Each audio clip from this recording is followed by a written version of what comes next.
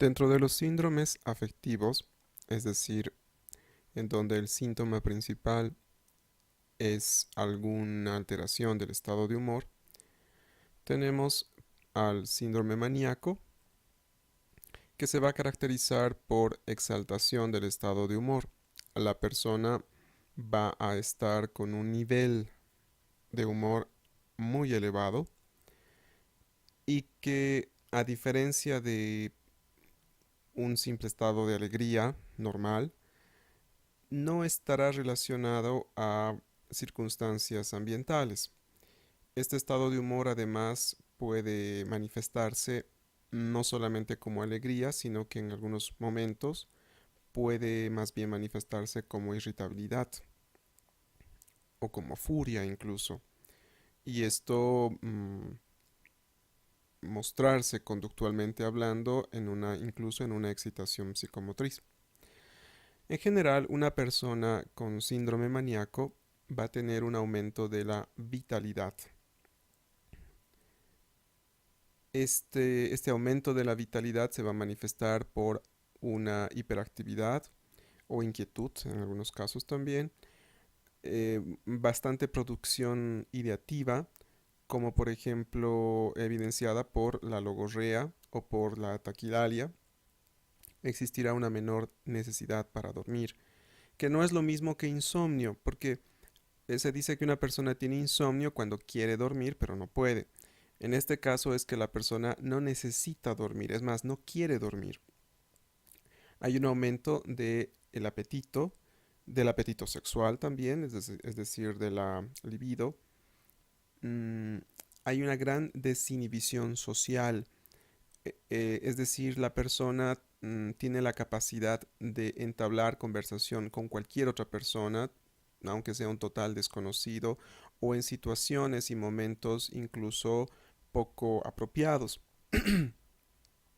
Además, el nivel de atención de la persona puede dispersarse, produciéndose distractibilidad, y en general las ideas de estas personas van a tender a una autoestima exagerada, un optimismo exagerado, y si existen síntomas psicóticos, el tipo de ideas que va a tener la persona pueden ser ideas delirantes de grandeza o de tipo místico. Para hacer el diagnóstico del síndrome maníaco, debe pasar por lo menos una semana de estar presentes los síntomas. ¿Cuáles son las causas de este síndrome? Como siempre, tenemos causas orgánicas y causas psiquiátricas. Dentro de las causas orgánicas, tenemos a los cuadros de demencia. Esto se da en personas cuyos lóbulos frontales están ya muy atrofiados y por esa causa pierden el control de sus inhibiciones, haciendo que la persona se muestre muy desinhibida. Por otro lado, un fenómeno parecido se puede dar en la discapacidad intelectual y, bueno, otros trastornos que de alguna manera producen alteraciones en el funcionamiento cerebral. Esto incluye el uso de medicamentos. Es muy importante saber que, por ejemplo, el uso de grandes dosis de corticoides pueden producir síndromes maníacos. Esto, por ejemplo, hay que tomarlo en cuenta en personas que tienen lupus o que tienen nefropatías autoinmunes y en los cuales, por ejemplo, se les coloca pulsos de corticoides, por ejemplo, de metilprednisolona. Obviamente, el uso de sustancias potencialmente adictivas o de abuso pueden producir también síndromes maníacos. Dentro de estos dentro de estas tenemos a las sustancias estimulantes como la cocaína, la cafeína, las anfetaminas, la metanfetamina y los alucinógenos como el LSD, la mescalina, la psilocibina y en algunos casos la marihuana, aunque no es lo común. Generalmente la marihuana, por lo común, más bien produce un estado como de placidez y de relajación. Sin embargo, recuerden que la marihuana podría producir estados psicóticos y asociados a esta psicosis pueden ir síntomas, por ejemplo, de ideas delirantes de grandeza o agitación psicomotriz que podrían parecer síndromes o podrían tener síntomas compatibles con un síndrome maníaco. También podrían haber síntomas de manía en personas que utilizan sustancias depresoras. Sin embargo, es importante puntualizar que estos síntomas van a aparecer al principio de la intoxicación, es decir, siempre y cuando los niveles de estas sustancias depresoras no sean muy elevados. El mecanismo por el cual aparecen estos síntomas maníacos es que tanto las bebidas alcohólicas, las benzodiazepinas, los inhalantes o los opioides van a producir un bloqueo o una inhibición de la corteza prefrontal, es decir, la persona va a terminar muy desinhibida.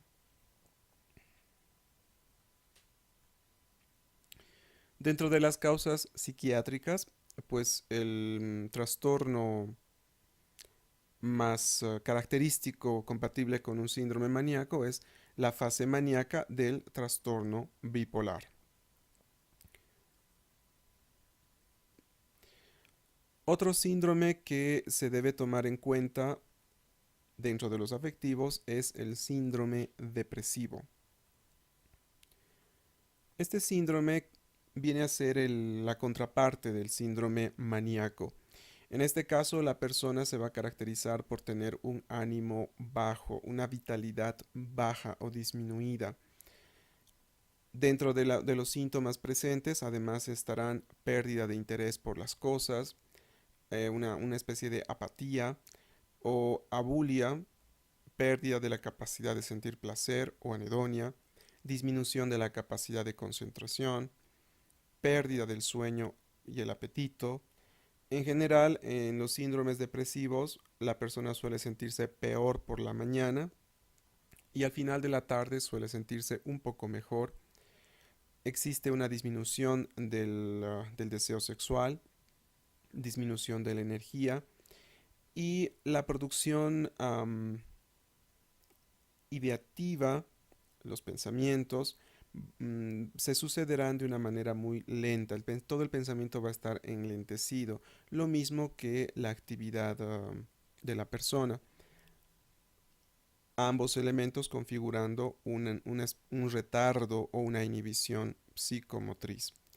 En algunos casos, cuando este síndrome está asociado además con un síndrome ansioso, podría aparecer más bien una agitación psicomotriz.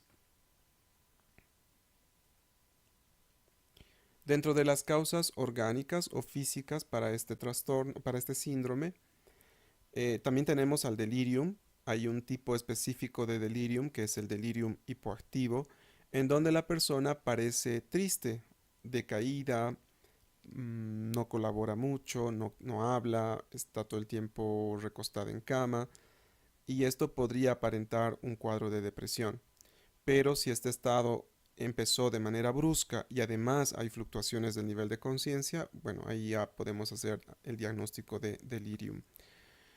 Los cuadros de demencia también pueden producir síntomas parecidos a un síndrome depresivo, especialmente cuando la demencia está muy avanzada, cuando, por ejemplo, el lenguaje de la persona ya prácticamente no existe o la apraxia es tan grave que la persona, por ejemplo, ha olvidado cómo caminar, ha olvidado cómo meter una cuchara en la boca, cómo abotonarse o desabotonarse la ropa. En estos casos la persona tiene una apariencia muy hipoactiva, acallada, obviamente abúlica y anedónica. Algo parecido podría decirse con la discapacidad intelectual cuando esta discapacidad es una discapacidad grave o profunda. Otros trastornos orgánicos, pues, por ejemplo, cuadros de anemia, cuadros de hipotiroidismo, personas que tienen desbalances de las hormonas, de otro tipo de hormonas como el cortisol, por ejemplo, en el síndrome de Addison, cuando hay alteraciones de iones como sodio, potasio, cloro, calcio, Enfermedades autoinmunes como lupus, artritis reumatoide, mm, colon irritable, también pueden producir cuadros compatibles con un síndrome depresivo. El uso de fármacos también es un factor importante a tomar en cuenta. Una vez más, las dosis elevadas de corticoides también pueden dar síndromes depresivos, así como pueden dar síndromes maníacos, también pueden dar síndromes depresivos, especialmente cuando el uso de corticoides es por largo tiempo. Medicamentos bloqueadores adrenérgicos en personas que tienen, por ejemplo, hipertensión arterial o el uso de diuréticos pueden producir síndromes depresivos.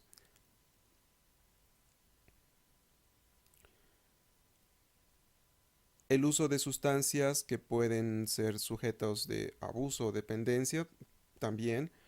Todas las depresoras, el alcohol, las benzodiazepinas o los opioides, pueden producir síntomas depresivos cuando se utilizan por largo tiempo o a grandes dosis.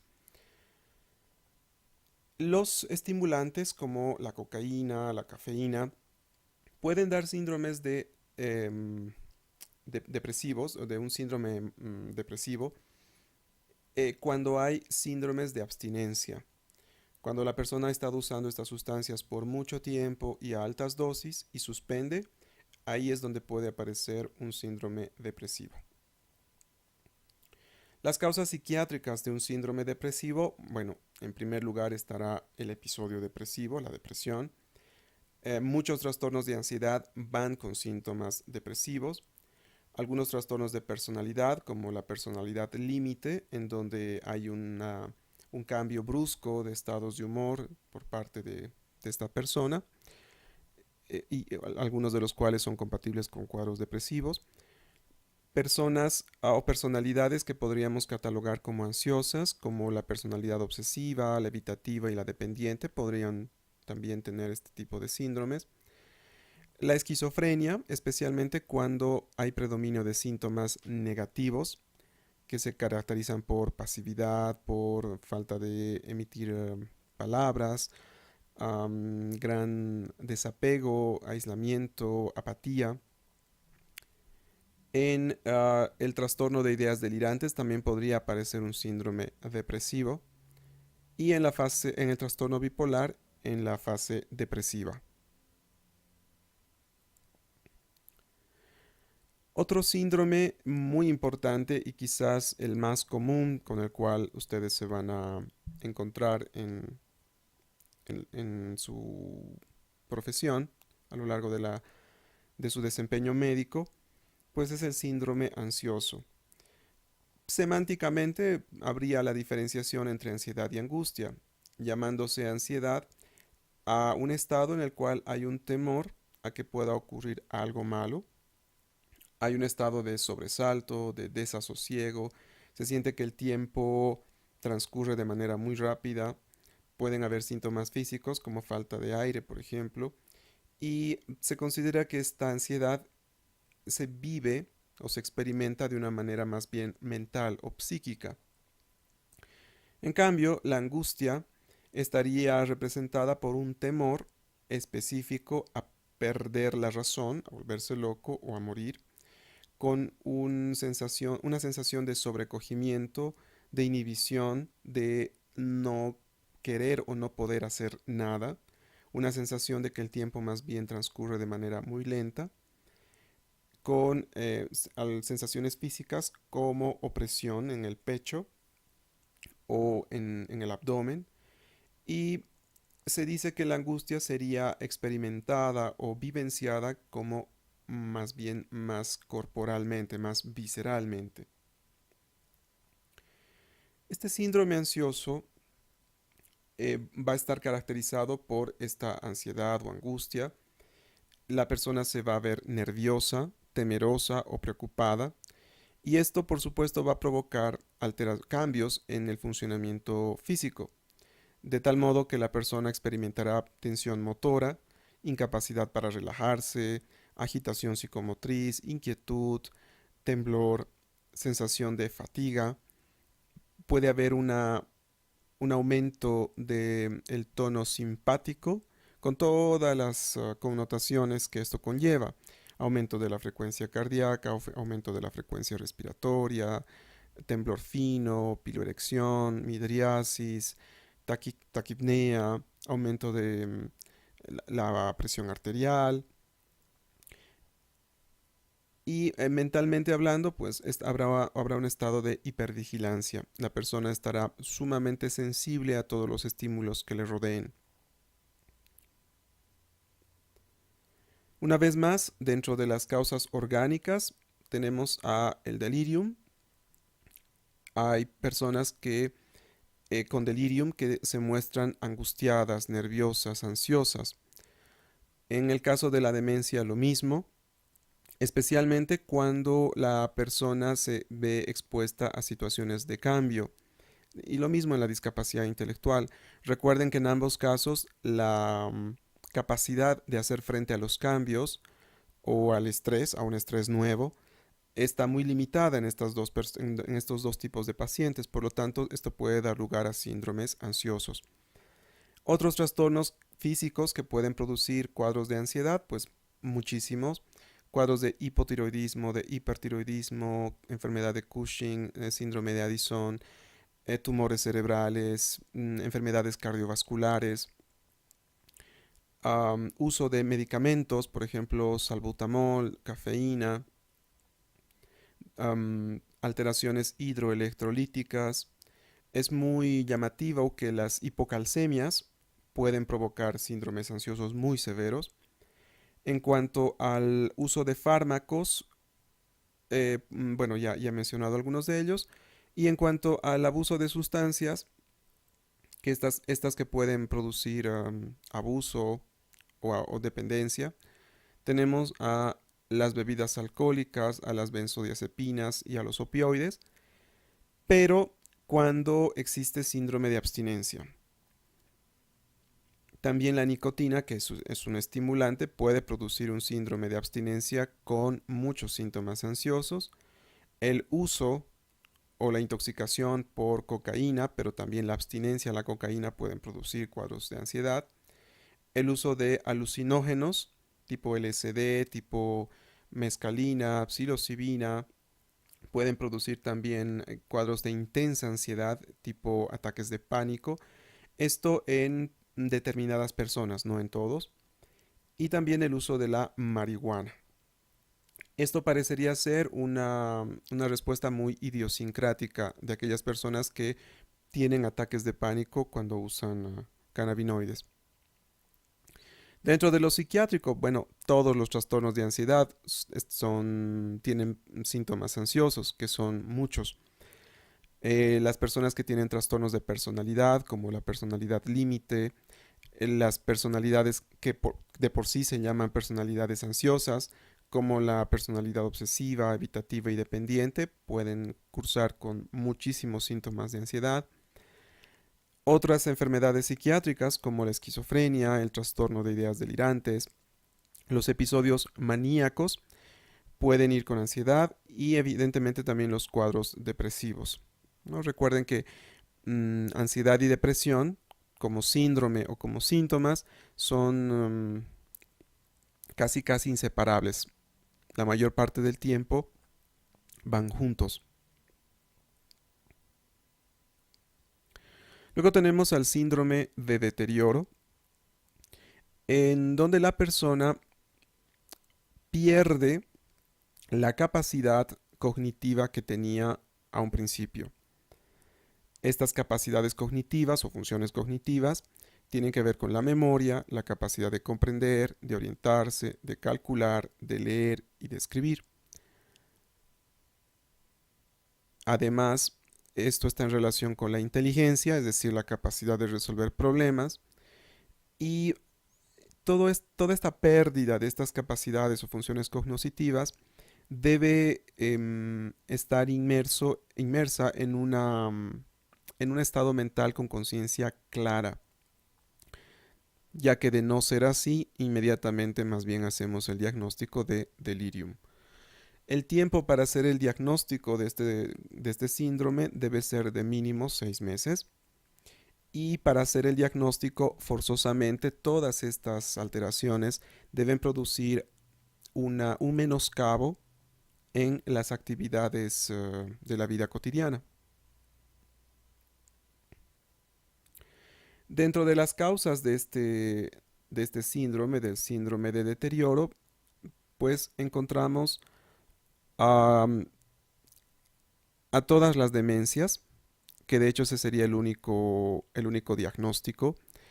Y dentro de las demencias, bueno, lo abordaremos este tema más adelante, pero poco para adelantar, la causa más común de demencia en personas adultas mayores es la enfermedad de Alzheimer. Luego tenemos a las demencias de origen vascular, a las demencias postraumáticas, a las metabólicas, a las infecciosas. Hay que mencionar acá también un cuadro sindrómico demencial que es la pseudodemencia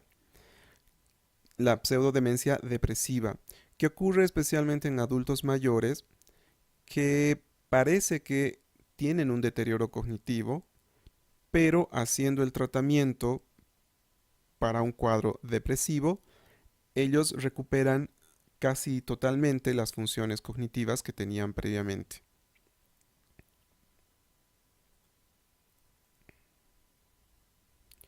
Y por último tenemos al síndrome dependiente. Este síndrome se caracteriza porque la persona ha consumido sustancias que poco a poco podrían producir una adicción o una dependencia.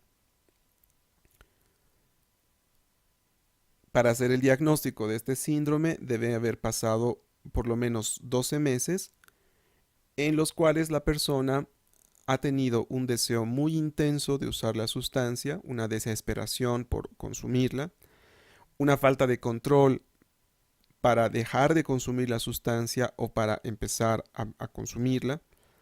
Deben haber existido síndromes de abstinencia, que son todos los síntomas y signos que ocurren cuando la persona disminuye la cantidad de sustancia que normalmente consumía o suspende completamente. Debe haber un fenómeno de tolerancia, que significa que la persona necesita consumir cada vez mayor cantidad de la sustancia para sentir el mismo efecto o para no sentir el síndrome de abstinencia. Aunque acá es importante señalar que existe también lo que se llama la tolerancia inversa. Esto ocurre en personas que han consumido determinada sustancia mucho tiempo y en grandes cantidades y el sistema nervioso es como que se sensibilizara tanto que bastan pequeñas dosis de la sustancia para que la persona tenga síntomas muy intensos de intoxicación. Es lo que, hablando del alcohol, se llama como embriaguez patológica, donde una persona puede tomar medio vaso de cerveza y es como si se hubiera tomado 5 botellas. Además, en el último año, esta persona debe haber tenido, eh, no, debe haber abandonado toda fuente de placer que no esté relacionado al consumo de la sustancia. Y por supuesto, esto le va a producir a la persona muchos perjuicios laborales, académicos, familiares, personales, físicos.